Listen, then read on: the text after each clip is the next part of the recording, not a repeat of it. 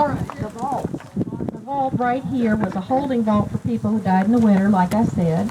The bodies were held until spring, till the ground softened up and they could dig the grave. One article in the Evening News on January 2nd, 1885 said, Coroner Coots has provided a number of new boxes for several caskets containing the remains of citizens who died many years ago and which have been kept in the vault at Walnut Ridge. Ooh. And this, in the vault at Walnut Ridge lies the body of a lady who 6 years ago died suddenly after a brief illness. She was never embalmed, yet she has retained the very semblance of life through the years. She looks as though she is asleep. The body is not ossified nor turned to stone as far as can be judged. So that's what they kept in here. It never belonged to private families like the three down there, and we don't need to walk down there to talk about them. Do you see that little box that sits up on the top of the hill right behind the entrance to that? At some point, they discovered that if you didn't vent the vaults, they would blow up as the bodies accumulated gases from the decomposition. So you'll see one on the back of this, and you'll see one on the backs of the three vaults over there.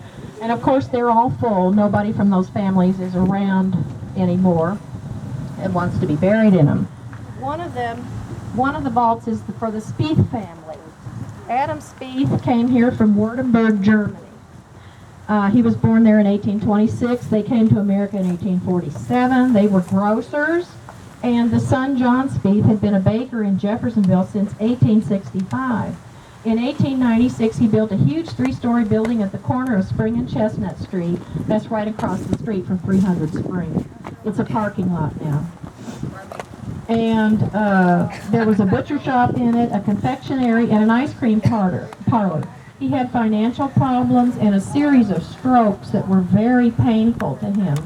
And he ultimately killed himself by drinking carbolic acid in 1916. Goodness. Not much is known about the McDaniel family that are all buried over there. By the way, they did put a vault on there to avoid the explosion.